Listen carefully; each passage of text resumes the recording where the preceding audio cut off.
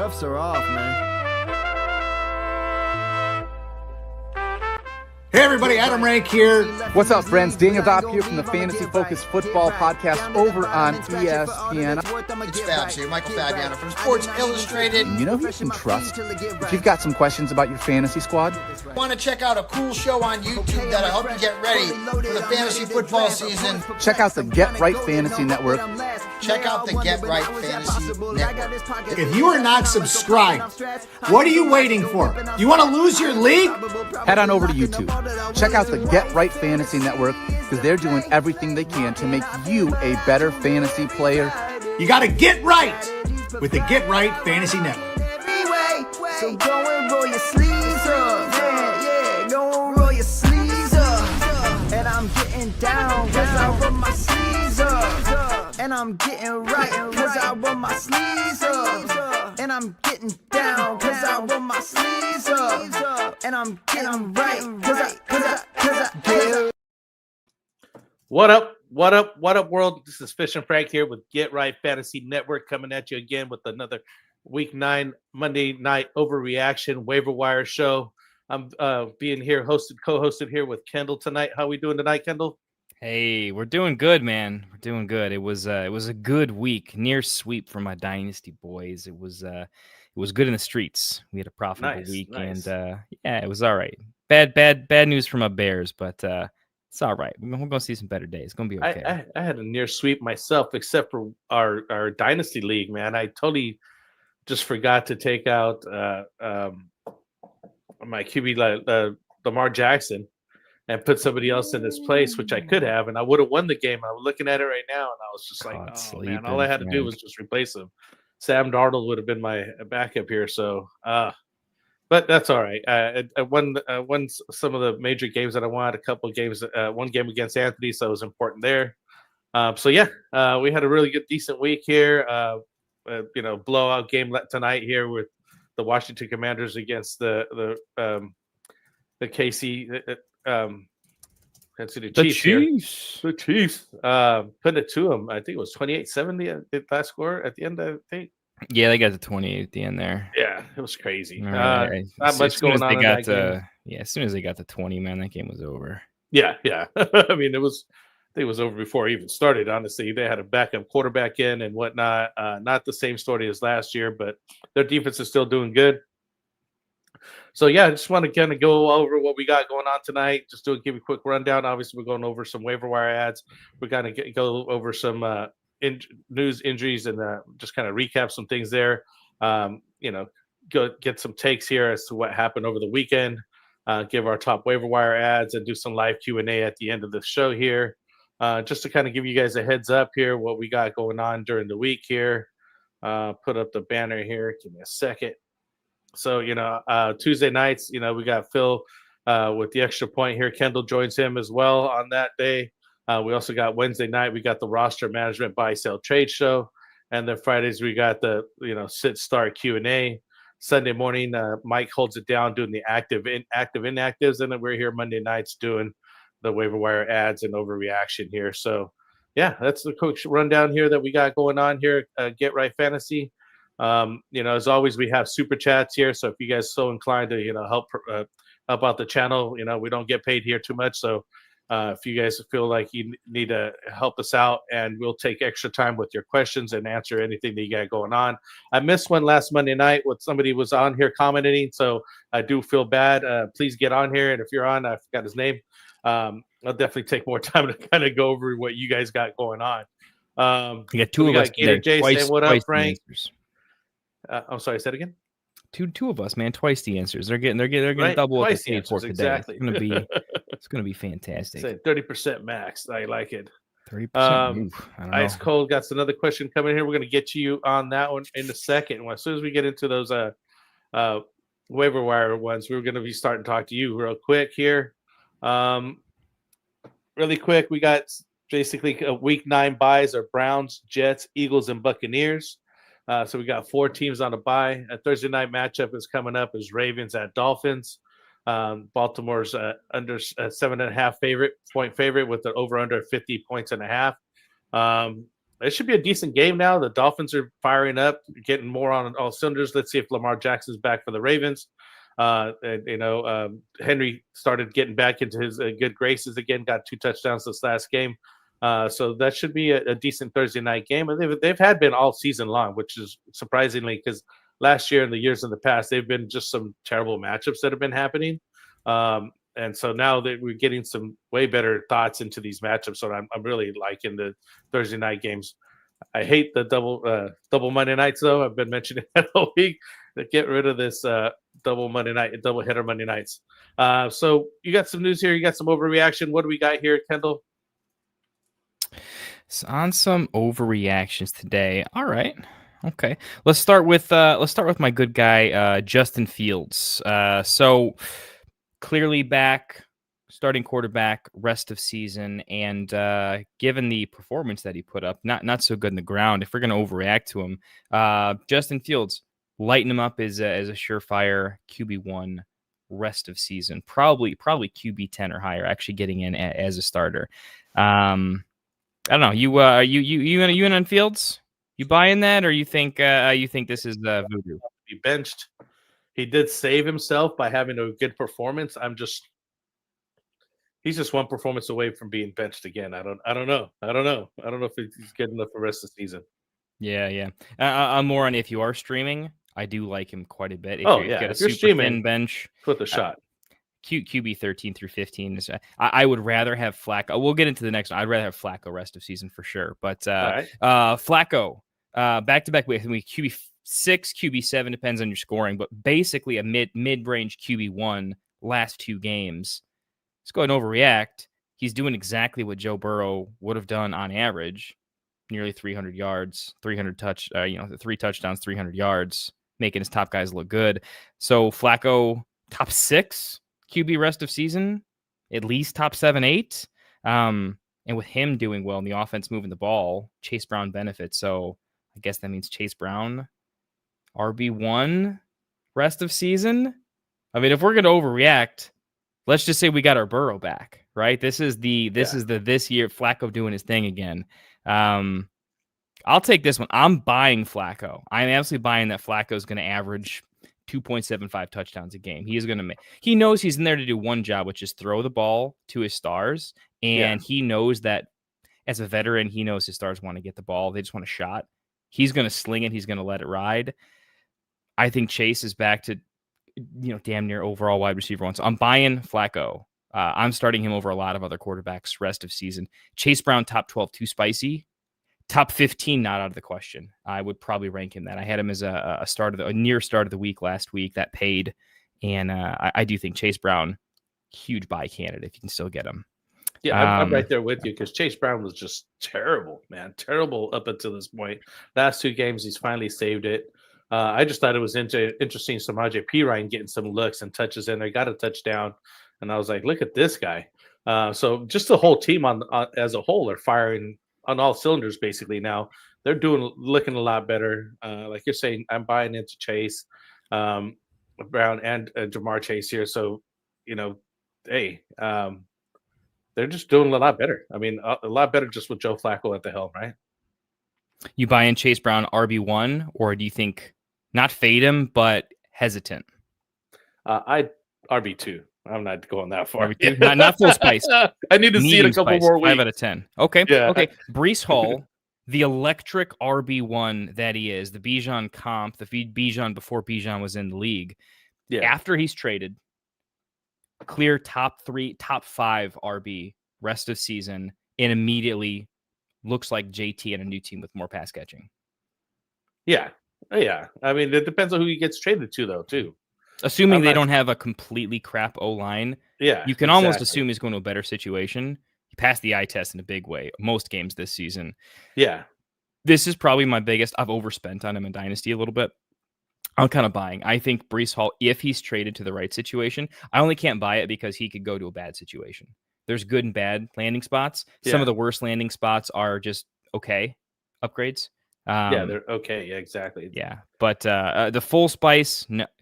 If he goes to the right landing spot, full spice, I do think he's just immediately Achane or better. Like overnight. So that's at least RB7 or better. So yeah, I'm in.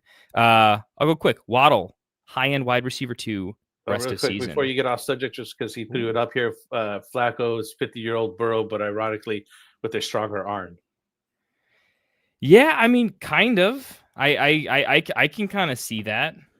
I mean, Flacco's known. I think he's kind of got like the dad bod sling in the axe. He's definitely he can throw the ball deep, and I think he's willing to. He at this point in time, I think Flacco knows it's just about chucking it and making it work. He's not working on his footwork or his speed or anything. So, and maybe it's not so much the stronger arm. I think Burrow really wants to play the finesse game too, but I think Flacco just doesn't care. He's just going to let it absolutely rip on as many plays as he can. But there's something to be said when you're on just a short-term contract per se or whatever. He's in the twilight of his career, obviously, right? And so he's good to just chuck it, like you're saying, because he's not worried about next season. He's not worried about carrying the team forward. He knows when Burrow comes back, he Burrow's back, and he doesn't have a job anymore. So all he could do is the best he can. Mm-hmm. And Breece Hall there, man. That dude tearing it up. I mean, he even threw a touchdown this past weekend. So that was pretty nice. Yeah, he's so many of those runs he passed the eye test. But we'll if you get him talking about Breece Hall, it's going to be a long show. So, by the way, not buying the Jalen Waddle high-end wide receiver 2 rest of season. I think that offense is broken more often than not, and I don't think they're going to run enough plays on offense for him to be a good enough wide receiver 1 or high-end wide receiver 2. I think he's going to be extremely hit or miss, and they'll have to figure out other options. But Waddle, I'm that's not one I'm going to buy. I'm right there with you on that one too. I wouldn't buy him. I was already not buying him when his counterpart was still there. Tyreek Hill was still playing. He was, a better player when Tyreek was there. Basically, I think, and I don't think he could take the step forward and be that number 1 wide receiver and just really dominate race. Basically, you know what I mean? I'm right there with you. He's still like a WR3 flex type. That's it. I mean, you're not going to get consistent play out of him. If I'm going to overreact to anything in that whole situation, the overreaction is that people hate Tua way too much when there's a lot of quarterback. Everyone wanted Geno and the Raiders to be good, and it was oh, Geno's really bad, right? But then it's JJ McCarthy. People were saying JJ McCarthy was going to be better than Drake May. People drafted him in Dynasty rookie drafts ahead of him. Again, it was just too spicy. It was just everyone overreacting. The overreaction is Tua's not a great quarterback, and I'm not sure if he's a good quarterback. Probably not. I don't think so. But I wouldn't put him in the oh my God, he's trash. It's that's a third of the quarterbacks in the NFL at any given time in any given year are not great. But I would say half of that bottom tier ends up having an okay game half the time, right? It just happens from time to time. I think that offense has no weapons. They're making it work.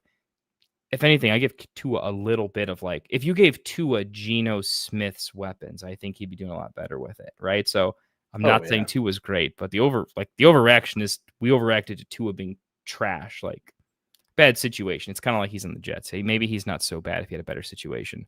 We'll skip the Texans. Who cares? That's a boring take, and we'll get to Chimere Dike in later on in the waivers. Maybe save him for the waivers, but there's some spice there, and I will say I am kind of buying him. I'm huge on the guy that earns snaps from special teams and then just outplays everybody. That's a narrative that coaching staffs can get behind and can quarterback. So I kind of like him. Those some guys right there. So, the Packers take down Aaron Rodgers. Aaron Rodgers was going to be the 5th, I think, quarterback to beat all 32 teams. But unfortunately, the Packers said no on that. It was that great of a game. But Love did throw 360 yards and 3 touchdowns. Tucker Kraft had an amazing day, 2 touchdowns. I mean, he was just killing it on National Tight Ends Day. I do believe he had the best stats for a tight end for the week. And I've traded for that guy, and I'm so happy I did because he's paying off dividends. And I know I did pay. I think I could have got him for cheaper, but the guy I traded for him now is injured, and that happens a lot with many of my trades. Me and Anthony always trade, and it seems like the guy that we trade always seems to be injury prone or out for the season soon after the trade. So I'm not too upset about that. the Jets finally get a win. There, I think you were just talking about Justin Fields here, surged back against the Bengals defense there. I think they were 15 points down at one point. Good comeback win for them. Like you're saying, is he going to be, a worthy startable quarterback going forward? My jury's still out. I'm not sure if I'm going to buy in that yet. Patriots are still rolling. They got hot streak here with Drake May. He's one of the guys that I was promoting a lot earlier this year. May threw 3 touchdowns here. And the Browns defense is no joke, So Myles Garrett recorded 5 sacks in that game, and it wasn't even enough. Still wasn't even close. So they still took the L on that. Drake May played almost literally a perfect game. By the way, I'm official. I'm ready to be the biggest Drake May fan on the planet. I think if we were to do a dynasty startup right now, I'm ready to take Drake May as a top 4 quarterback, and that's the lowest I'd let him go. Absolutely. Yeah, he might be a top 3 all season. I was behind Drake May. He's actually was saving one of my teams. I had Joe Burrow as the starter. I drafted Drake May as the backup, and guess who's starting? Drake May, right? And he's killing it for me. So I'm really happy about that.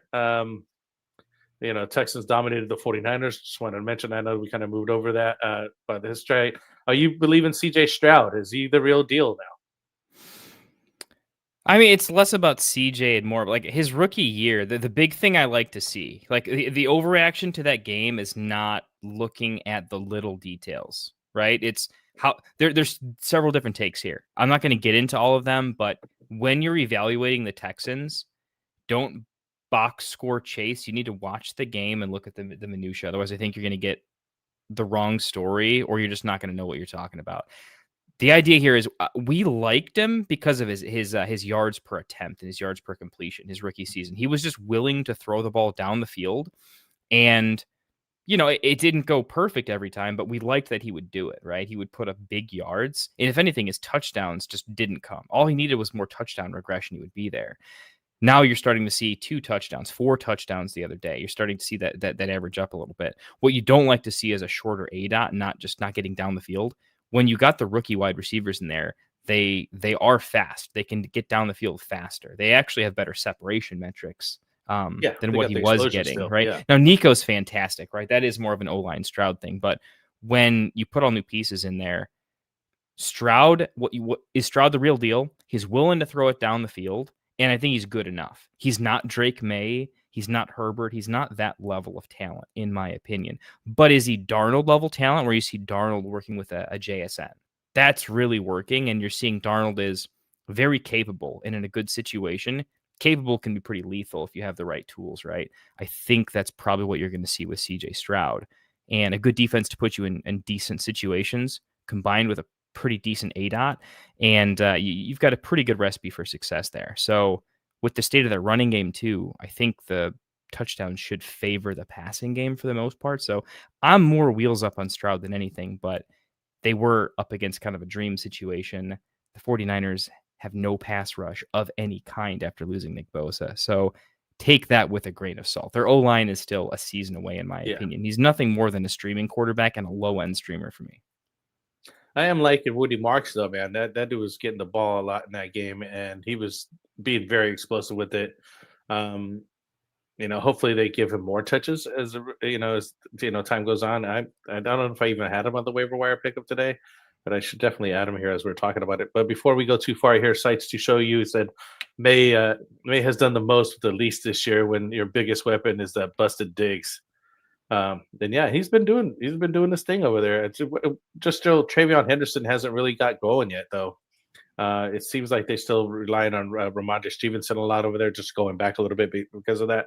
But we're still waiting on Travion Henderson there to kind of bust out. He did really early in the preseason, and then he kind of took a back seat. But that's how it is over there in New England. I don't like those New England running backs because of that. There's too much RBVC. Like literally every year, every day, you don't know who's going to get the most touches over there. It's just too volatile for me to trust them.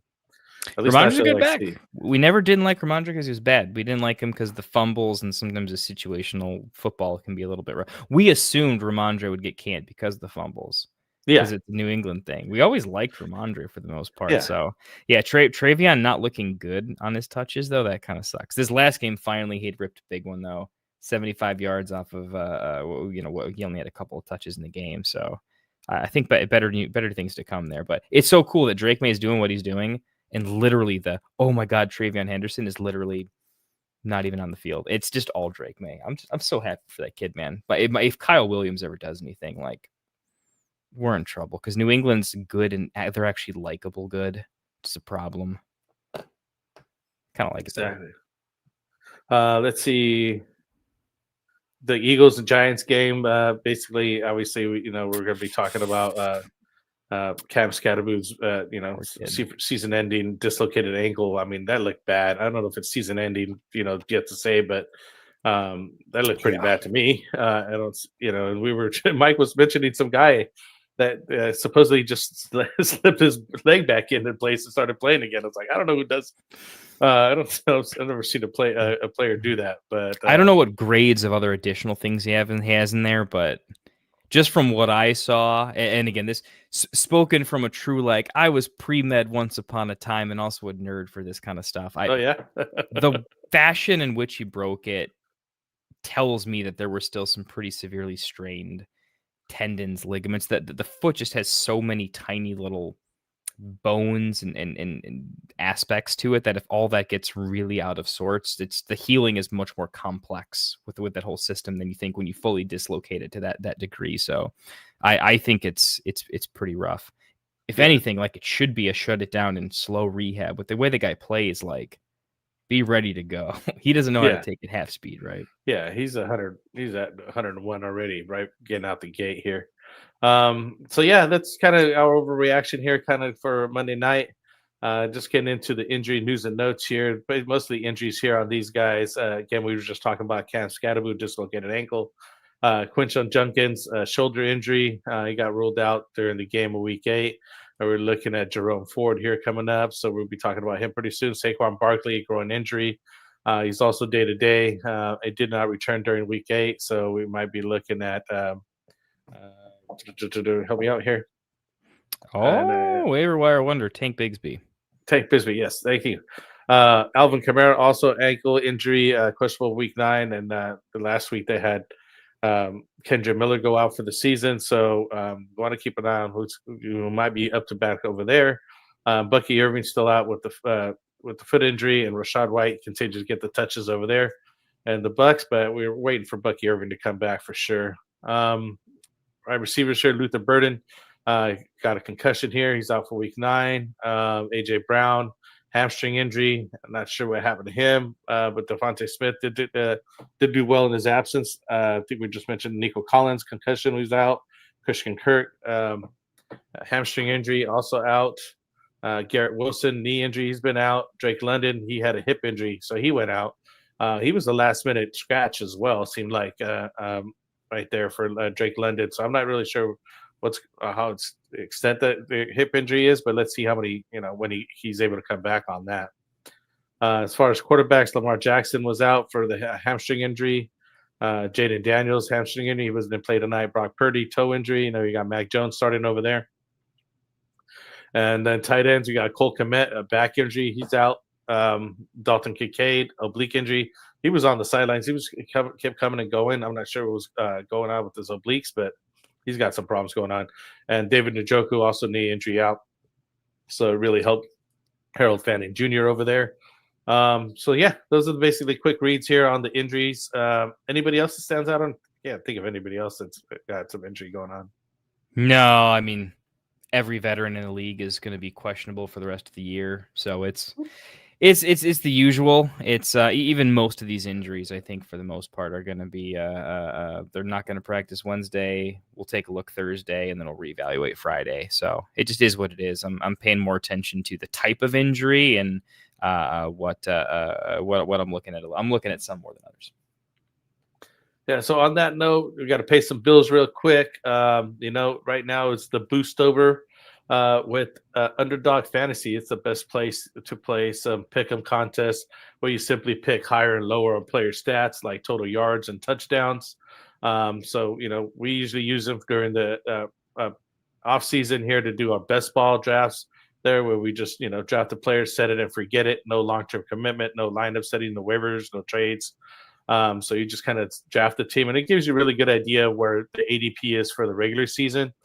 So currently they have a promo going for play 5, get 100. It's not just play 50. I haven't been able to get that corrected there. So, definitely go to underdog.com, download the app, use promo code GetRight, and you get some additional monies there from us, and it helps support the channel here. So yeah, visit Underdog Fantasy. That's where we're playing our stuff at. That's where I play at. I know that Phil and Kendall been doing their best ball drafts and pick'ems lately with them. So go check them out. Really quick on that. Let's get into top waiver wire ads. Why don't you give me your top 2 quarterbacks here? Just 2 quarterbacks. We'll rank them after we get through some of them there. Quarterbacks. So top 2 for me right now, just based on who's available.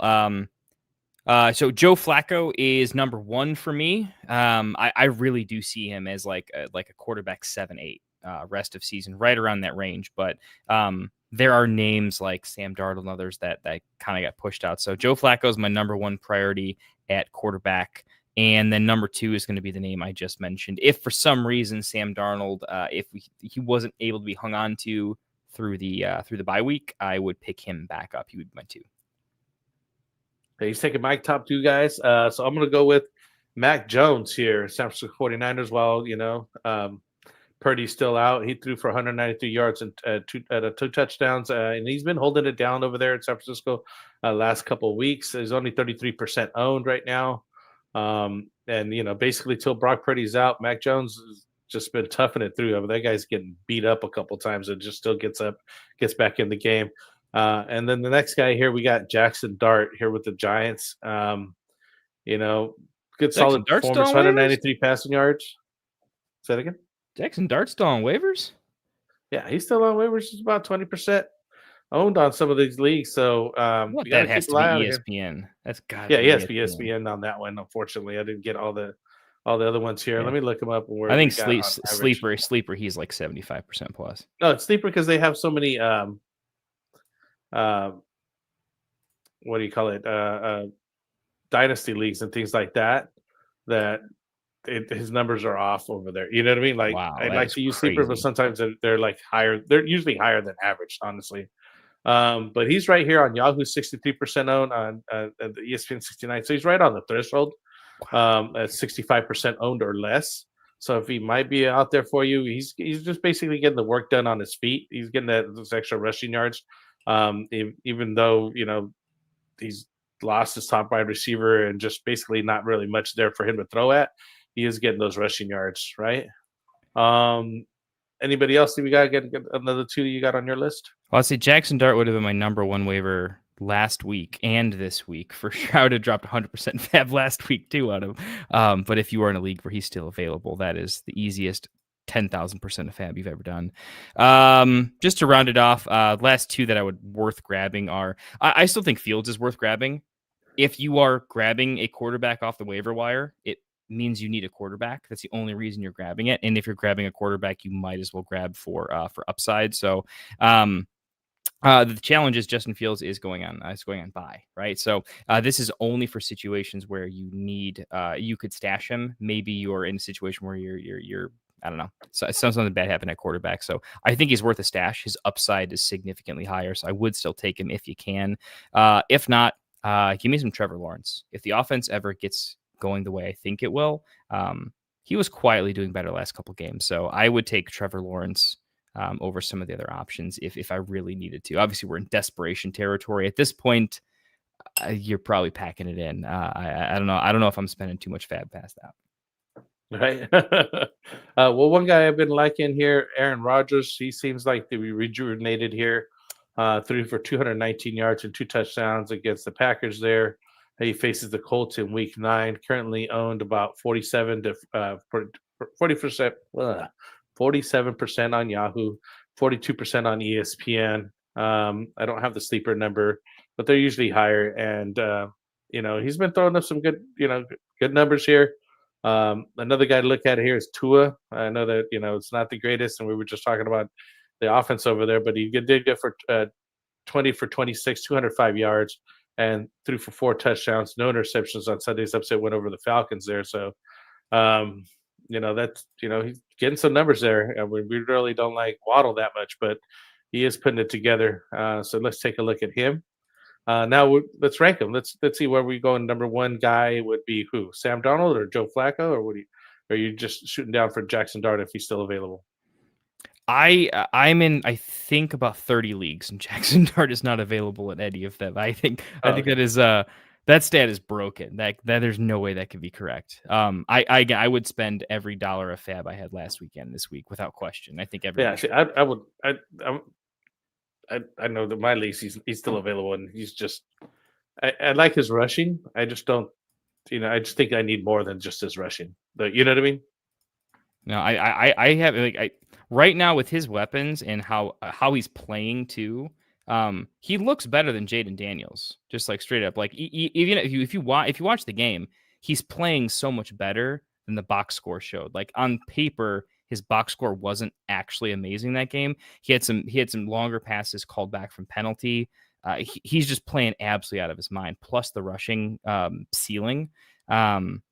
It's just this sick combination. We haven't seen a quarterback like him in a minute where, he's an elite level athlete. He's everything we wanted Anthony Richardson to be, essentially. He can rush just like, and maybe a little bit less, but he's just consistently doing all the right things. So there are, I said Flacco, I think, is going to be a pretty high end quarterback the rest of the season. I would still take Jackson Dart ahead of him for sure. All right. So he's taking Jackson Dart first, Joe Flacco second, I think, right? Yes. Yeah. Joe Flacco second. And then we're definitely for sure locked in on Sam Darnold as third. Yep. He's coming off the bye week, so we take those guys. Those are the top 3 quarterback waiver wire ads. I'll go ahead and start with the running backs and shoot it back over to you. Obviously, we're talking about Tyrone Tracy here with the Cam Scatterboo injury. Tyrone Tracy did step in, 10 attempts, 39 yards. 0 touchdown, 2 receptions for 14 yards. Only a 7.3 PPR game, but only 41.9% owned here. So he should be available in your leagues. He obviously we started off with him. He got injured. People dropped him. Cam Scatterboo stepped in, but now it's his time to shine all over again. So we're definitely looking at Tyrone Tracy. And another guy, because of the other injury here, Judkins got injured. So we're looking at Dylan Sampson. Those are the 2 guys we have on thumbnail here. So, Dylan Sampson's the next man up. Only 3 attempts, 0 yards, 0 touchdowns, 5 receptions for 29 yards in this game. So hopefully now that he gets the full start here, Dylan Sampson, we did have him as an early waiver wire or look guy earlier in the season. I wasn't sure which guy was going to be getting it because Judkins was on that suspension here. So now he's back. Hopefully Dylan Sampson has an opportunity there. How do you feel about these 2 guys? So, think they're going to be, worth it? Is it going to be the waiver wire money we're going to spend on these guys? Short answer is no. No, I don't think so at all. I think Tyrone Tracy couldn't actually hold on to even a timeshare. He went away. He was just completely gone. So I think this is an example of he still probably has to be the number 1 waiver priority. I think for me, this is significantly more of someone's going to overspend on him in a fab budget league. And I'm going to let that happen, right? I'm not going to put my number 1 priority with crazy fab for Tyrone just because I think he's going to split time with Singletary, to be honest with you. He's still my number 1. It's just not who I'm targeting, right? I'm bringing him up because I didn't even put him on my notes. I forgot to put Singletary there because I want to kind of give that same take, almost a similar take. I think they might split a lot more than you think, right? There's just some backfields where I just don't really believe that much in the talent of Tyrone Tracy. We can get to some of these later on backs. I'm just going to say, look, there's a difference between I didn't draft particularly well. It didn't pan out well for me at running back. So I need a fill-in RB2 because I have to start a legal lineup. And I don't want to put 4 points in my lineup. I like to put 8 to 10 minimum, and I'd be happy with that, right? That's kind of what we're doing with a lot of these, right? I don't think a lot of these are crazy. There are some that I think are less sexy that actually have more upside. That's what I want to be going with, right? So to your answer, those 2 in particular, I like the talent of Dylan Sampson significantly better, but he's on a terrible offense and he's not quite as good as Judkins. So he needs he needs all those passes. He needs 5 catches to kind of be worth it. So I do like Sampson, but it would take Judkins down for the season. He would be a bye week fill-in. So I do like Dylan. I almost like Sampson almost more than Tracy in terms of upside, but Dylan Sampson's probably not. Judkins is probably fine, right? So I like Sampson as the talent. He's more of a stash for me, though. I don't think you can start him without Judkins being seriously injured. I don't think that's the case. Nice. So give us your 2 guys here. And like Kendall has said, we will get you guys' questions, definitely. So keep them coming. I got them starred here for most of you guys. And I appreciate it, Nino. First time Kendall and I have been on here live, so we're having a great time here. Yeah, so give me two running backs on your side here. Cool. All right, let's go with that. Let's go. Honestly, my favorite 2, just straight up. Even though they're not. Again, Tracy's my number 1 priority. You have to. Sometimes you got to buy wins, man. It is what it is. I lose games too. My number 2 priority, Tajay Spears, Tennessee Titans. Won me some leagues tail end of last year. Hopefully you as well. We had back-to-back 20-point games to end the fantasy playoffs last year. Was fantastic. Here's the I thought his injury, it was supposed to be extremely bad for a fast twitch running back. He needs lateral agility, and his injury limits lateral agility, right? So I was like, oh, he's done. Even when he's back, I didn't think he was going to be good, straight up. And then he looked pretty good, and he still had the cuts, and he still had the juice, and he looked like he had more juice than Pollard sometimes, and he was a very effective change of pace back. So I like Tajay Spears because I think he is the 55% back the rest of season. I do think he ends up being the goal line back because of his versatility more often than not. And I think he's got a higher percentage chance to break some plays. So I actually like him as he's going to be startable with a healthy Pollard. He's just going to be plenty startable. And I think he's going to catch 4.5 passes a game and do well with them to the point where he's just going to get you 10 points. He's going to be at least what Eckler was last year. And I think he's got a little bit more upside. God forbid an injury happens. So that's Tajay Spears, a little bit quicker. My number 3, Isaiah Davis for the Jets. Really into Isaiah Davis. 1, he catches passes. So even Breece is awesome.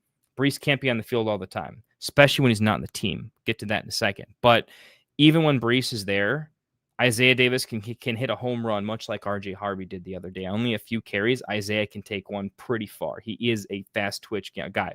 In limited touches, you need the HN style guy, right? He is that. He's also good at catching passes, and the team already likes him. And I think the team's going to be without Breece Hall because the calls for Breece Hall, if they weren't happening, to your credit, I mean, he even threw a pass. There's all sorts of GMs that are like, yeah, I want that on my team. That's a little too good, and the price is a little too cheap. So with a gone Breece, I think Isaiah Davis could step into a literal like high-end RB2 workload rest of season on that team. So his rest of season upside is ridiculous. Give me Isaiah Davis as my 3rd RB option. Nice. I like that. I also had Tajay Spears here, so we're right there thinking the same thing. I'll take Tank Bigsby, man. Just because, Saquon did go down there with the groin injury. Something's going on there at the end of the game. And, Tank got traded over to this team, and we really haven't seen nothing from him. And he went for 9 attempts, 104 yards, no touchdowns. But, I mean, that's good enough for me. You know what I mean? That's good enough for me to, start rostering them ahead again. And as we go into the later part of the season, you want to start handcuffing some of your players in case they do go down with injury. God forbid that happens. We don't want anything to happen on these players. But I mean, if he starts getting some more looks over there with the Eagles and they start giving him some more touches just to even give a break to Barkley, this guy can produce for you. We've seen what he did over there when he was it Carolina? I can't even think of the team.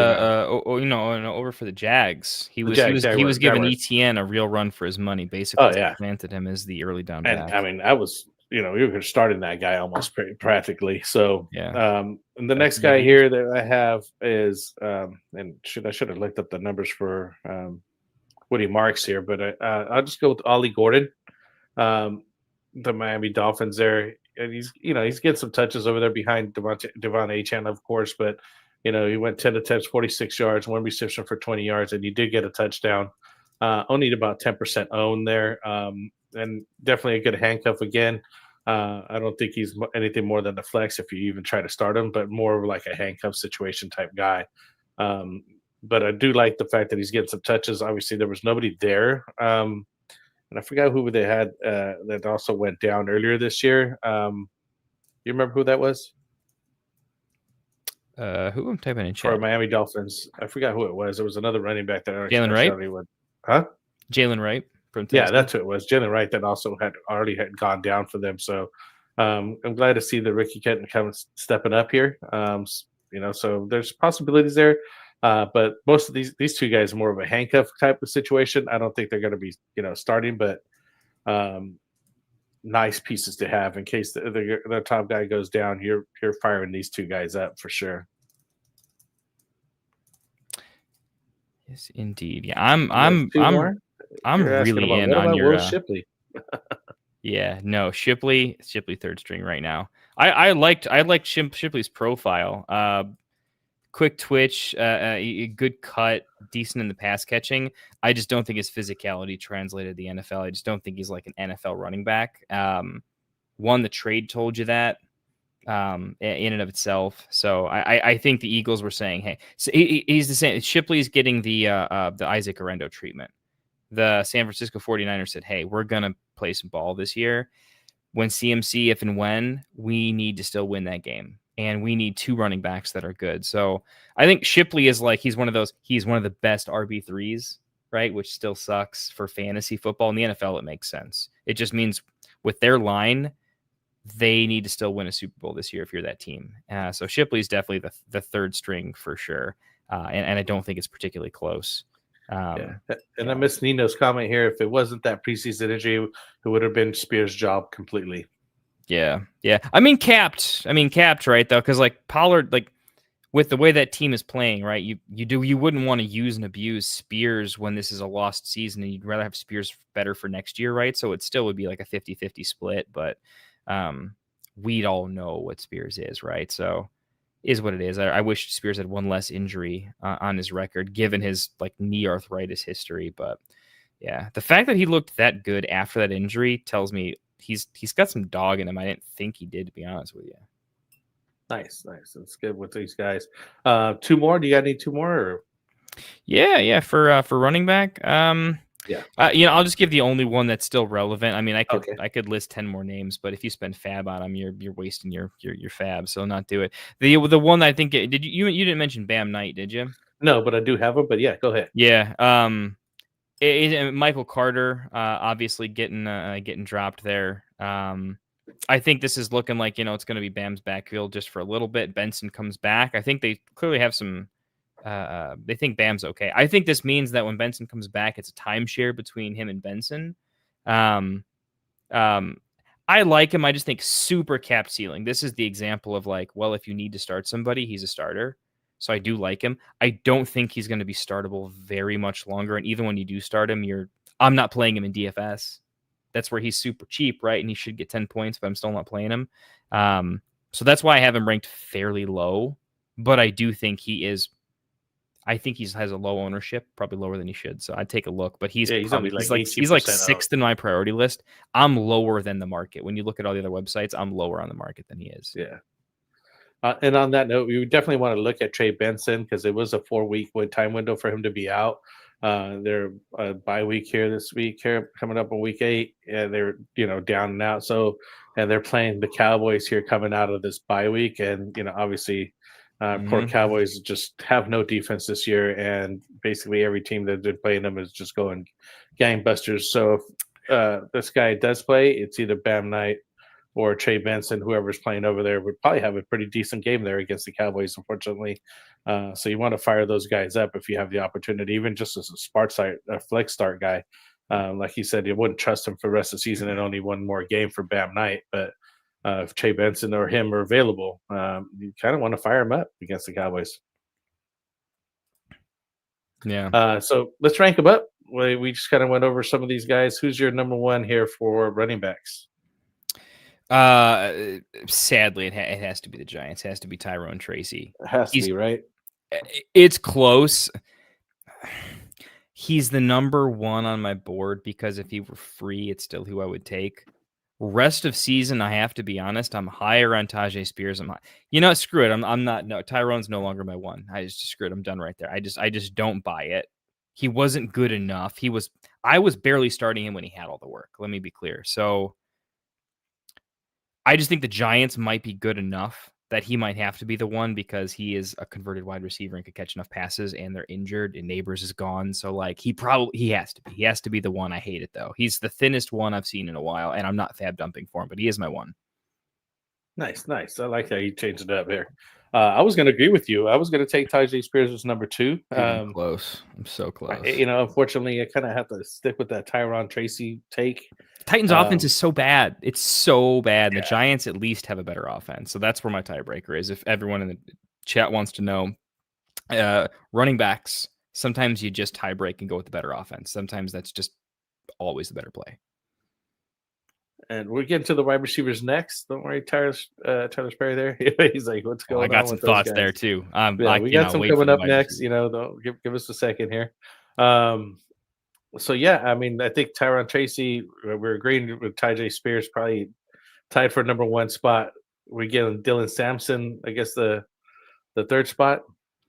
I have to put Dylan Sampson categorically 1 spot lower, but I do like him as like a tier. I have to put him below Isaiah Davis, and it's a big teardrop for me, only because like if Judkins is healthy and Breece is healthy, I can still play Isaiah Davis as my RB2, and I actually think I have a shot at something, where Dylan Sampson is like not playable. Dylan Sampson for me is a better version. No, he's not. Dylan Sampson is like a worse version of Tank Bigsby, but I think the injury is a little more severe. I think Dylan Sampson is a little bit of a trap because Judkins has to be fully done, and I don't think that's the case. So that's why Dylan Sampson is down a few tiers for me. You can't play him. And I agree with you there too.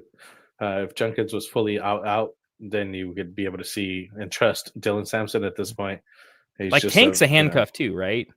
But he might get the whole 4th quarter when the Eagles are blowing someone off, where the Browns are never going to be a more than 1 score lead this entire season. And shout out just really quick to Samaje Perine. The Bengals there rushed for 94 yards and the touchdown on 9 carries. Came out of nowhere there. Just an assist to Chase Brown.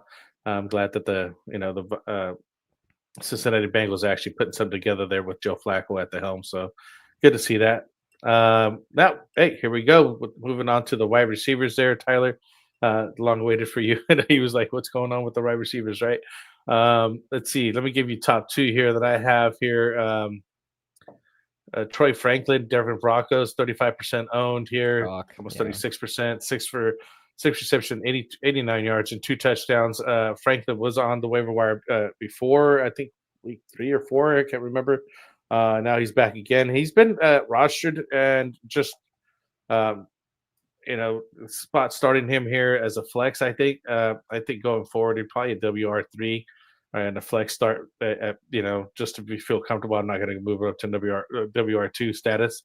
And Shamari Dyke, is that how you say his name? Honestly, I have to I've got to look it up because I know what people are saying. I've heard Kamir and I've heard Chimere. I think I keep accidentally saying Chimere, but I don't think that's not correct. I think it's DK though. I think it's Kamir DK. Kamir DK. Titans wide receiver there, only 8% owned. The guy went for 7 for 93 yards.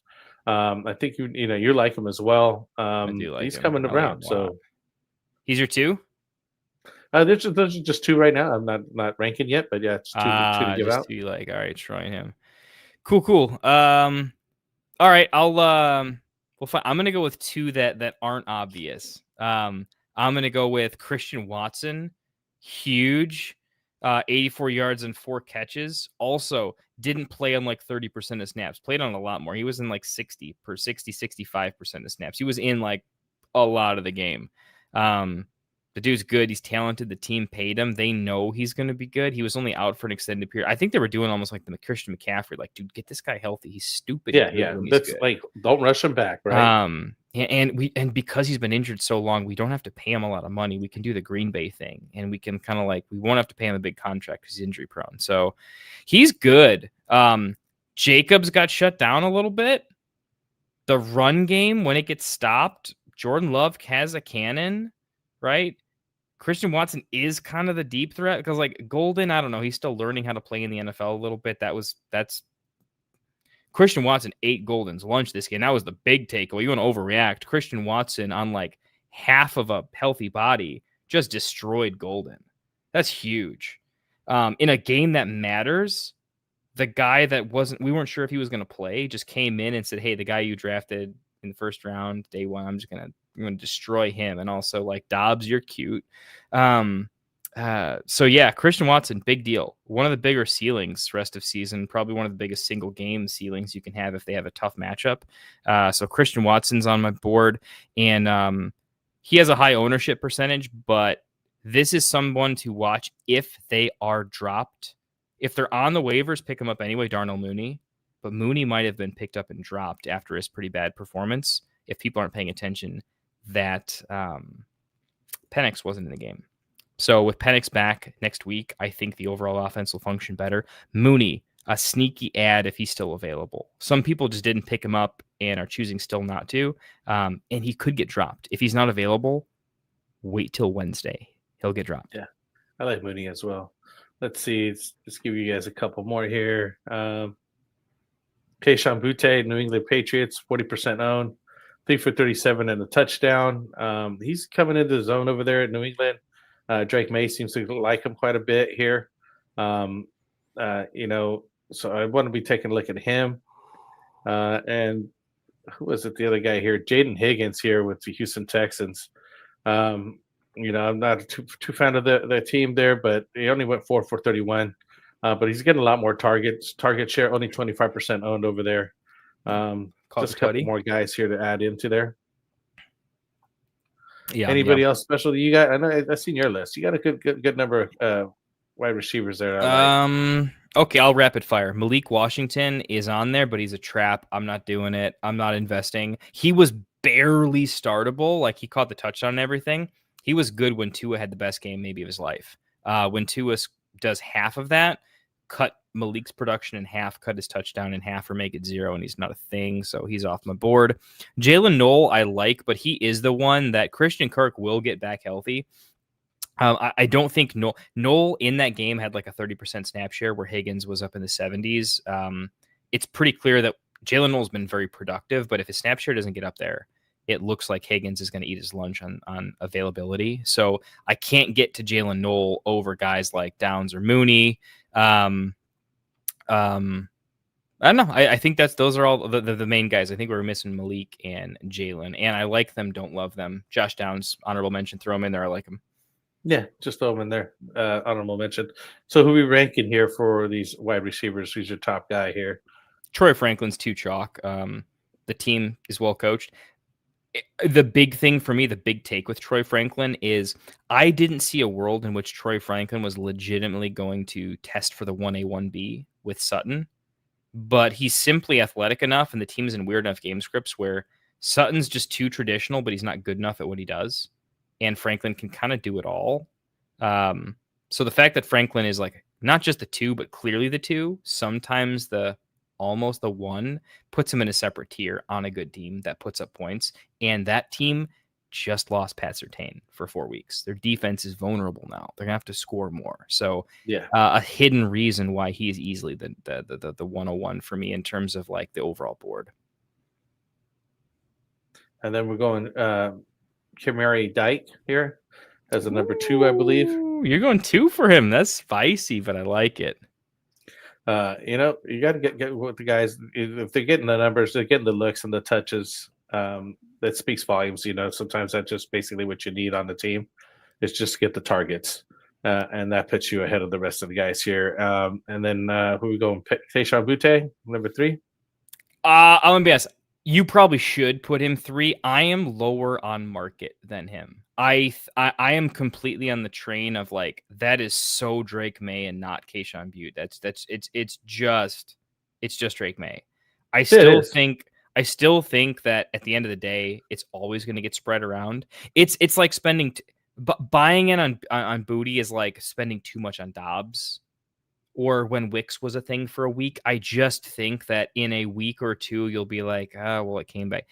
it's just going to be volatile. I just don't know when you're ever going to know when to play him. I don't see him as an emerging talent. I see when Booty plays good, it's because Drake May found the open guy and it was you. So again, there's a lot of smart people out there that are thinking Booty's really a thing. I'm going to die on this hill. I'm going to go contrarian. He's still on my board, but I'm putting him below Kamara Deke and I'm putting him below Christian Watson. He's my 4. Yeah. So he's still number 3 though overall. So, and just throw this one out here, sites to show you. It says, what are some cheap dynasty wide receivers that could blow up to be a wide receiver 1 in 2026? That's like a full episode there, my man. Oh my goodness, that's such a good call. I teed it up for you and Phil because Kendall and Phil do a lot of dynasty talks on their show. Oh my goodness, this is more redraft, obviously, and just week to week here that we got going on. But just a food for thought. If you got any two guys, give them 2 guys. You should be looking at cheap dynasty wide receivers. How cheap are we talking here? That's my only question. Like, how cheap? I'm asking this because is this like 3rd, 4th super dart throws, or are we getting up into the 2nd rounders? I kind of want to know how cheap. I'm going to go on the super cheap because there aren't anybody that's super cheap that's going to be a wide receiver 1 in 2026. It's not a thing. It's not going to happen. There isn't a super ridiculous hidden gem, but I can give you some that could be like wide receiver 2s, maybe. I'm literally going to pull up some of my favorite dynasty teams, and it's just going to tell you everything you need to know. This is so while he's doing that, sites, if you could just post up, are you 10 team, 12 team, PPR, half PPR? Give us a little bit of background on what you got going on for your dynasty. It always helps to phrase your questions that way. So if we know what how many teams you're playing with, what your scoring setup is, and things like that. And Ice Cold Jones, I see your question here, and there's a couple extra questions out here that we've had have started. I know that Kendall responded to you here for the RJ Harvey question, but we're going to get to all of them here in the Q&A section. We only got tight ends to go after here. So as I buy some time here for Kendall, let's see what he's coming up with. All right. So just to throw it out there, generally wide receiver, you're asking me for like a stupid blowups. I have to find like unreal upside, which is incredibly difficult. But if a trade or an injury or both were to happen, I do think the combination of Josh Downs and or Alec Pierce is very worth taking a cheap shot on. Pittman gets injured and he's killing it, but there's just so many worlds in which the team stays good, but a piece gets changed out. Josh Downs, I think, is still going to be way in the up and up. If I had to say one, it's on recent form. Josh Downs he's here, but in 1 year's time, he could be pretty ridiculous. I think it's Josh Downs right now. Tez Johnson for the for Tampa Bay. I really like Tez. He's got a crazy story. Look into his backstory. Sites, you're going to see he's actually kind of got a dope, like he's got dog in him. He had an okay week, not a big week. I think long term he could be better than Jalen McMillan on that team for basically the 2-in-2 wide receiver sets with Igbuka post Godwin Evans. So I think those are some names that are pretty big deal. If you want to go 2 more, just because we've talked about them, Kamara Deke right now, everyone's all Elik Iominor. I think Kamara Deke could be Tyler Lockett-esque. I'm really liking him quite a bit, to be honest. He's doing some things for me. So outside of that, I think those are probably everyone else is going to cost you a second at a minimum. I could go into other stuff, but like those are like you can still get them for a third, and you could paint the town with them. So there you go. Perfect. Getting some sweet dynasty advice here on the waiver Monday overreaction waiver wire trade show here. So, so he's saying he's a 2nd or 3rd pick. Xavier Worthy. So yeah, there you go. Oh my goodness, massive buy low. They want to throw the ball deep, and he's going to get some jet sweeps. He's a better version of Jameson Williams and an objectively better offense when everyone's healthy. My goodness, if I can get Xavier Worthy for a second, I don't know the format. Pick worthy. He's saying 3rd or 4th round, 2nd or 3rd round pick worthy, like as in worthy of those type of picks when he trades for them, for the dynasty guys. I don't think he's talking Worthy as like the Xavier Worthy as like the receiver. Are any of these guys? He's answering the question. It's basically worth a second or third. If we can get up into a second, there are some other names right now. But if you're in sharp leagues, any league I'm in, no one is going to give you that deal, right? So it's going to take a little massaging. But I did like the Josh Downs, Kamari Dite, like Josh Downs is going to cost you a second, right? I said Josh Downs because there's no way you're getting him for a third. Like someone is suicidal to give you Josh Downs for a third. I bought Josh Downs for a late first in some leagues, and I still feel good about it. That should tell you something about it. Package that second and the third. Go get Jameson Williams. My God, go get Jameson Williams. Go get him and Xavier Worthy. Go get one or the other or both because those guys are super underrated. After this past week, you should probably go get Matthew Golden because he'll be dirt cheap if people will allow it to happen. If you want super stupid cheap, honestly, Jacoby Myers before he gets traded, he's going to go somewhere. And if Jacoby Myers goes to the Bills or something, like Jesus, like Jacoby's good at football. He could go some places. So Jacoby's actually kind of low key nice. On the Raiders, just that's a poor guy. Yeah, those are some other names. Let's finish off here though. Let's move it on to you got me in dynasty mode, man. You have to physically cut me off because I will talk dynasty. By the way, chat, if you guys aren't in the Discord, seriously, get in the Discord. I live there. Anybody else you're at that gives you like a sentence or two, ask anyone who's in the Discord. I write full-fledged novels on paperback. I mean, I will give you 5 paragraphs per question. Both and him and Phil. for it. We're going to start charging at some point, but for now it's free. So get in there. Get in there while you can. Get in there while it's still cheap. Free. So let's round out the tight ends here. Let's take a look here. I got to go back up to my list. I did have a guy here last week in Harold Fanning Jr. Still coming up this week. Harold Fanning Jr. caught 6 of 8 for 62 yards and a touchdown. David Njoku still injured, so I really like him. And I went ahead and picked up Mason Taylor from the Jets here this week, and I started him. I needed a tight end. Unfortunately, I was in a gay team league and just in a tough spot. And I said, okay, let's see what this guy got. He's had some upcoming pretty good looks recently. So he went for 5 for 34 and a touchdown there, thrown by Breece Hall there. So it was nice to take a look at that. 29% owned on those two guys. Harold Fanning is only still 17% owned. That guy's killing it over there for Cleveland Browns. Definitely take a look at him. I don't see why they would go back to David Njoku, but Njoku did have some good numbers last year, so check it out. He did put up the Discord here, so check it out. Join us on Discord here. Here's the link. It's also in the description. So please join us there. We used to do it on the Sleeper, but most of the stuff has been moved over to Discord now. It's just a better platform for everybody to discuss everything, and it's all the time.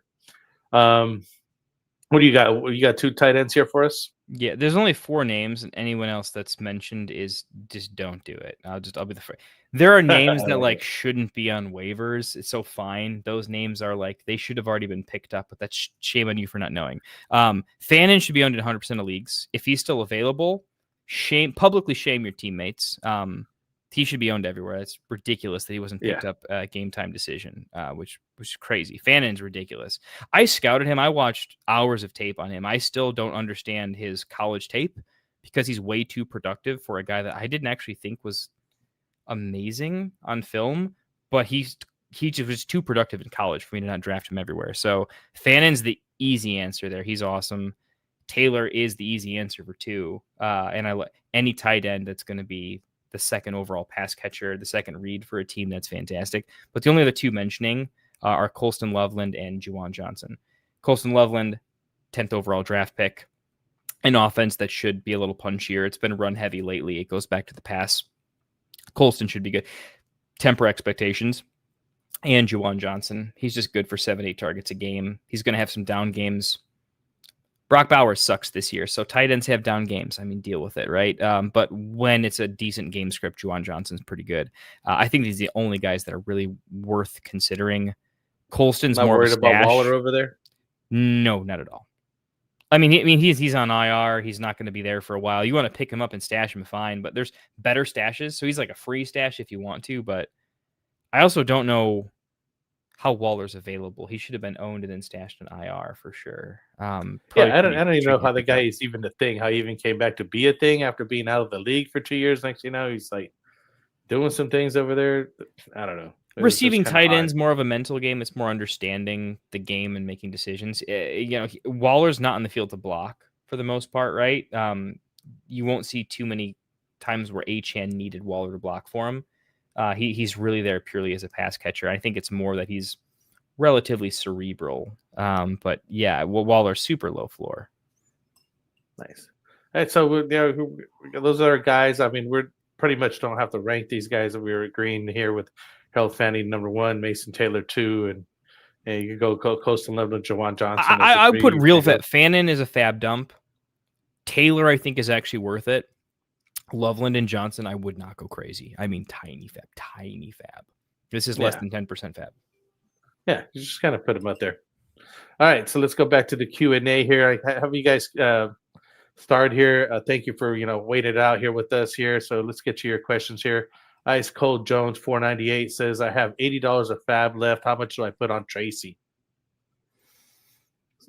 So it sounds like he needs a running back. He has all the fab. So if he wants Tracy, he gets him. Ice Cold, what's your running back room? If you're still here, I want to give you a real answer. And I know everyone. I hate that the lazy shows have to answer questions lazily, but I want to know your running back room. I want to know what you're dealing with. I want to know what your RB3 is to give you a real answer, because that's really going to tell. I think this is a poor waiver wire. I think I would rather save my $80 for a full fab dump for a full actual injury. Bijan's down, someone's down, right? Somebody that's going to give you more production than these guys. More than Tracy. I mean, it's almost as much as you can ask for, but I still think it's split. I'm probably doing 30 to 32 on him. You decide if you absolutely want him, put 45 on him. Like, you buy him for the year. Scadaboo's out for the year, so he is the guy. The big question here is, do you need real upside because you're stable, right? And you're getting someone in over someone you already have. You need to start someone over Tony Pollard, right? Tony Pollard's good. He's not doing much. In that case, I think you got to shoot for the moon a little bit. But if you need someone to play, that's where if he's immediately getting into your flex because your team's kind of messed up, in that case, you have to go get him. So go research the rest of your league. Who is going to go crazy? Who's going to fab dump for him? The reason that's more important than usual is if someone has 70 fab, dude, they might dump for him. I don't think he's worth just pulling the trigger on 80. Throw 56, 57 if he's the best play. If you don't need to, personally, I'm going to put about 32. Leave yourself a fab dump left. That's my personal take, though. This is a very roster dependent thing and a league dependent thing. And on that note, please do put up what your league is, right? 10, 12, 8, whatever PPR standard scoring, half PPR, as you put in your questions, helps. And we do like to give you concise answers. So if you're on still on here, Ice Cold Jones, tell us who your running back room is. What's it look like? What's the situation going on, so we could give you a little bit better answer on that. Moving on though to Michael Regine. He's got, says, hi, a full PPR, 2 wide receiver, 1 flex. I'm heavy on running backs. I have Kyron Williams, Chase Brown, Dowdle, and Pacheco, and Corum, Woody, and Algiers. So yeah, he's heavy on waivers. I have a number 1 waiver priority. Should I get Tracy? No. Well, I'm going to challenge you there. Look at the rest of your league. If there are people, you need to look at 2 to 3 things here, okay? Look ahead. Who in your league has the worst running back situation this upcoming week at running back, right? How desperate are they going to be? Try to identify a piece that you would flip you would flip him for, right? So would you fab dump Tracy, use your number one priority to then play defense to get him to then flip him? There's many cases where there is a tiny upgrade that you could make if you flip him and you know the guy's going to flip, because there's outside of Tracy, there's not too many like startable, like immediately great RBs on the waiver. I think more often than not, you're going to say yes because you're going to buy him to trade him. Yeah. So that's why I say I don't say yes to play him. I say you got to trade him. Yes, to trade and him. He's more tradable than most of what's on your team, right? I think you've got Kyron, Williams, Brown, Dowdle, Woody. I think you should have already traded a running back by now, but yeah, take Tracy out the market. If anyone gets injured, everyone has to come crawling to you for running back. So you should definitely look to buy him, but then flip to upgrade something soon. I'm in that position right now. One of our leagues, I have a lot of running backs stacked, and people are like, well, how can we have all these? Can't start them all. I was like, well, I'm just waiting for you guys to need them. And I'm putting trade offers out there. And Anthony does that all the time. He used to just pick up guys from the waiver wire and throw them out there for people to, trade offers. And you do send them to the guys that are needy. They have running backs that go down and don't have a better running back room anyway. So, I mean, if you could get some low end tight ends or wide receivers for yourself, they help you out. And or maybe even high end ones. If you said 2-for-1 deals, because you do have plenty of running backs to send out there, you could upgrade your running wide receiver room or tight end room so pretty quickly. Yeah, I think you can go buy low. Still be fine. Can I get Tracy and flip him for Jameson Williams? Like, can I do something like that? Like, I would try. So that's why I'd go for him. I think running back is going to be the one where their production can be low, but there's still high trade value, as weird as that sounds. So you should still use your number one priority on them and then sell them. But do your homework. And we got Tyler Sperry coming in here. Who's the best wide receiver to grab? I don't trust Devonta Smith without the AJ. He's stuck. You should trust Devonta Smith. You absolutely should. The underlying metrics buying Jalen Hurts look very good this year. His target share and his adjusted target share are extremely good. When you look at advanced metrics, Devonta Smith's insane. If you don't trust him, you can't handle volatility. I'm telling you right now, Devonta, as someone who owns Devonta Smith and has traded Devonta Smith, and also as someone, I'm hypercritical of Jalen Hurts. I pay attention to the Eagles because I think they're a major betting market that you should pay attention to. Like, the public puts a lot of money on the Eagles. And so when I think the public is stupid, you get to make a lot of money from them being stupid. I'm just telling you, from every metric I can tell you, whatever your confidence level in Devonta Smith is, you should up it tremendously. It's the best advice I can give you. And over the course of the next 2 years, it's going to be right more often than not. Who's the best wide receiver you should grab, though? I mean, if he's looking to grab somebody, and not say he's going to drop Devonta Smith, you definitely shouldn't drop Devonta Even Smith. if you pick up our favorite, which is Troy Franklin, you should start Devonta Smith over Troy Franklin rest of season without question. Yeah. But that kind of goes to your answer right there, because if you could just go pick up this waiver wire guy, who's our tape waiver wire guy for this week, you're still way more confident with Devonta Smith. I mean, let me put it this way: the big thing is, so the best guys I can offer you in the waiver wire are going to be Troy Franklin. If I want full ceiling plays, it's going to be Franklin, Jaden Higgins, and Christian Watson, and Kamir Deke, right? There's different levels of risk with each of them, but it's got to be one of those four. Kamir Deke, he has to be super good in a bad offense. So you want Kamir Deke, super good in a bad offense, versus Devonta Smith, sometimes a great offense. Take the great offense volatility. Christian Watson has a legitimate upside. Some games, Love doesn't throw for 200 yards every game, so he's extremely volatile. But if you want max upside, Franklin's just going to be like the 1B rest of season. So I would go Troy Franklin for sure. There's going to be some games I could see Troy Franklin over Devonta Smith. That's the only one that's close. There we go. Let's see. Nino Pena coming in. What's up, Nino? You guys think Cardinals letting Michael Carter go is more of a Benson return thing, or just confident in Bam and Mari for the time being? I think it's more because of Benson's going to become returning, but I don't think they like Michael Carter. I think I think it's more of a starting running back roster space thing. Probably, if it's anything, it's teams only start a certain amount of running backs. Carter was pulled up from the practice squad. That's the best explanation I can give you. Is Benson is coming back, and it is going to be Bam and Benson, and Amari DiMercato is a better tangible asset on the roster versus Michael Carter. So it's politics plus. It doesn't really matter all that much. So I think if you don't read into it from a talent perspective, don't read into it anything other than all. Like Michael Carter was brought on the team because he was from the practice squad. So they've got to move around irrelevant pieces. I don't think it changes too much. Yeah. Amari and Michael Carter are never going to matter. Right back on it's Bam and Benson forever. And honestly, this team's going to draft another running back too. Yeah. Oh, for sure. They're going to get another one. I think we already answered this question, but just want to bring it up here for others that are watching. Ella and David here. This is RJ Harvey was dropped in my league last week. Do I put a claim in for him or Tracy? And we're definitely both agreeing with RJ Harvey first over Tracy. Yeah, super. If RJ Harvey was on the waivers, he's the first overall claim, and I would put 100% fab on him. Yeah, so take a look at that. So that's your answer for that. Ice Cold Jones here, $4.98 again. I have $80 fab.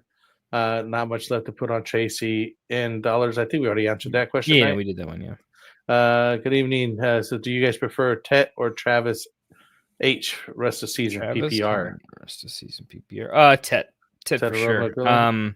I don't love Bryce, and I'm a Travis Hunter guy. I'm the Travis Hunter nut. I am higher on Travis Hunter than I think. Why do I find myself in these positions where I get super polarized on certain people? But I'm gonna find what the ship chasers guys. If you guys like DFS and you watch, get on some ship chasers, some free promos for those guys. They're also Travis Hunter nuts, but they also win a lot of money doing DFS. I love those guys. Tet, because he's going to average more targets in an offense that no matter what, it's going to funnel the targets to him. They're both very similar talents. Just one has a slightly better role in their offense as the red zone, as the 10 target a game situation, where Travis doesn't always have to be the guy. BTJ is, I think, in my opinion, a more talented player. He plays a different role. Like, they should both coexist in the same team very well because they play very different positions. I like Hunter, but my goodness, I think that team has other ways to win where I don't really...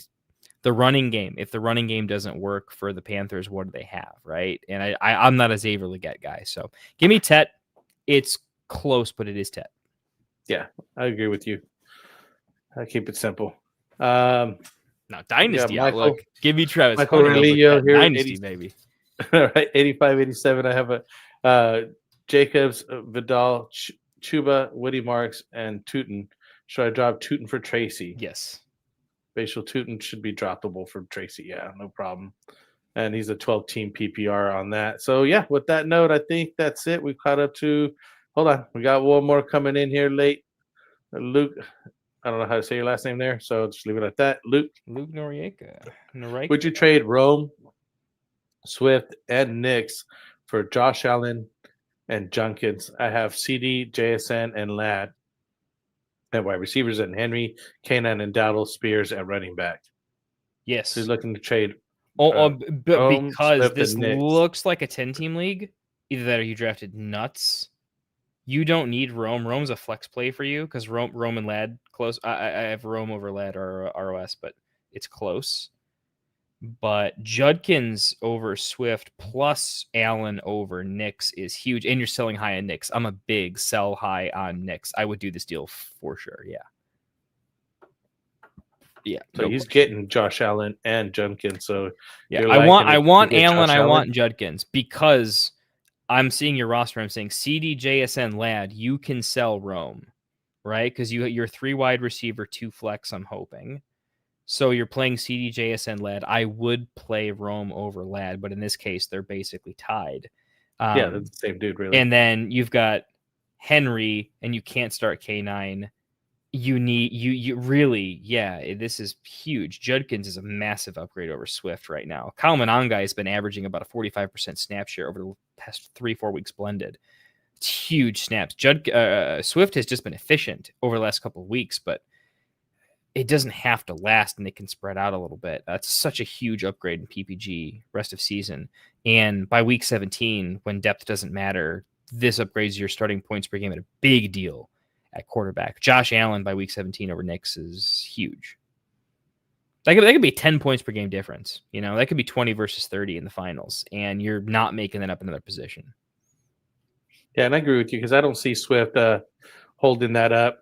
I have Swift, and I've been looking at Kyle Monangai because I have him as basically a keeper in a different league, and I've just been waiting for Monangai to kind of take over there for Chicago. Moving on Rome, because you do have the good wide receivers core that you do have, you can move on him. So you're going to upgrade next for Josh Allen. I like it. Judkins should be back. He's not going to be out that long. Yeah, let me clarify. The Knicks upgrade to Josh Allen is the biggest part of that deal. Oh, yeah. I love Rome. I do not want to trade Rome. He's even undervalued even in that deal. But you're getting your weakest at running back. Kenneth Walker's barely startable. You need running back. This gives you punch at running back in a major way and damn near 10 points per game in some weeks at quarterback. The Rome part hurts me deeply, but the rest of it's just too good. It's just too good. And once they could actually give you're the fragile ball now, Dowdle, you're fragile, it would be a lot better for you, But now, what's his back there? They were sharing carries with Dowdle and kind of putting them down. So, you kind of keep him on the back burner. He's still a flex option, but it's tough. All right, we're going to call the last one here. Go ahead, read it out.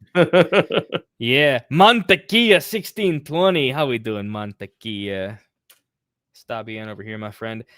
Should I trade Olave, Chase Brown, and Omari and Hampton for CD and Breece Hall?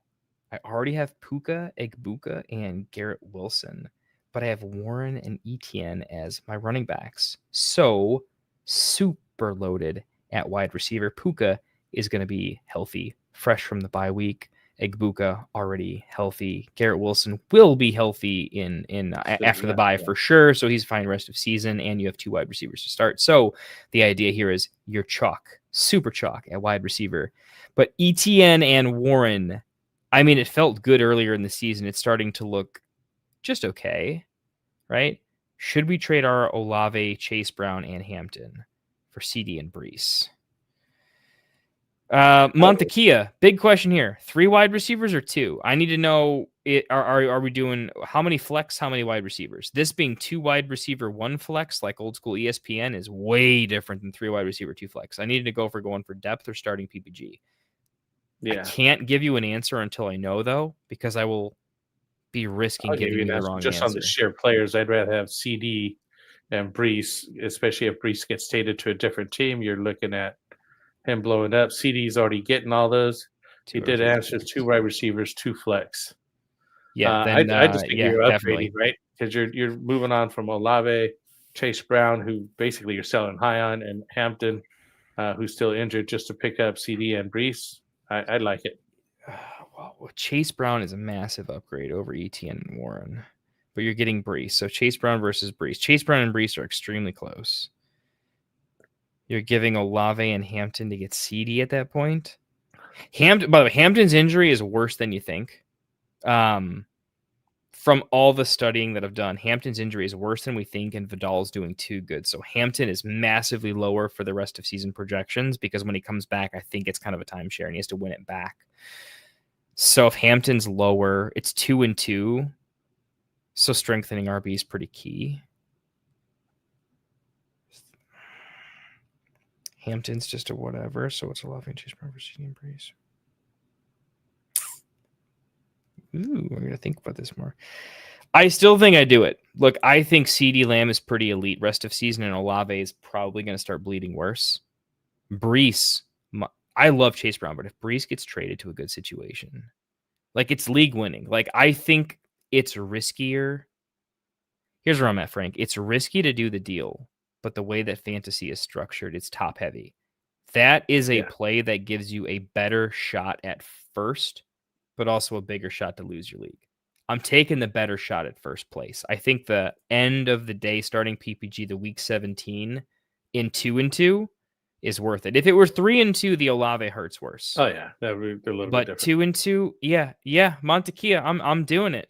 I'm doing it because I'm taking a heavy bet on Breece. Take a deep breath, Montequilla. if Breece isn't traded, I don't like the deal. I don't think Breece on the Jets rest of season. I think Chase Brown's going to be so much better than Breece if Breece stays in the Jets. So I need you to know that going in. I think Breece is getting traded. But if you're not as spicy as me, then just know, like, you're betting this trade only works if Breece gets traded. So do a little bit of your own homework, but if you want to hedge that Breece maybe stays, then I wouldn't. So it's best offer I can give you there. Thanks, Ben. I appreciate it, man. I'm in on Breece, though, so you want to live and die together, man. I want to overreact. On a nice flour tortilla for you there. Yeah. All right, guys. Well, we'll call it a night here. We're a little over an hour and a half going in here almost. We appreciate you guys all coming out here with us. You know, as I mentioned earlier, we have our Monday shows here we got going on. Tuesdays, we got Phil with the Extra Point. Kendall joins him as well. We have Wednesday, the roster management buy sell trade show. Fridays, we got the sit start Q&A. And then Sundays, we got the active inactives with Mike here. So come join us here at Get Right Fantasy Network. You know, our affiliates here and the links, as well as the Fantasy Football Tavern, and here with Kendall right now, and then Phil with the Extra Point. The Fantasy Boardroom is no longer here right now for further notice, but we'll see when he comes back. I got to get Mike to update. I keep saying that every day. So I got to remember to tell Mike that. But on that note, appreciate you guys being here with us. You know, follow us on the Discord channel. As he mentions here, you know, check out the links in the description as well.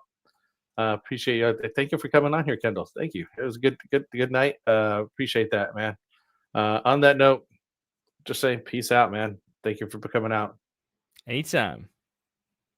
Wanted to write fantasy is the play. Marking nothing but I tune every Friday. Strategies provide.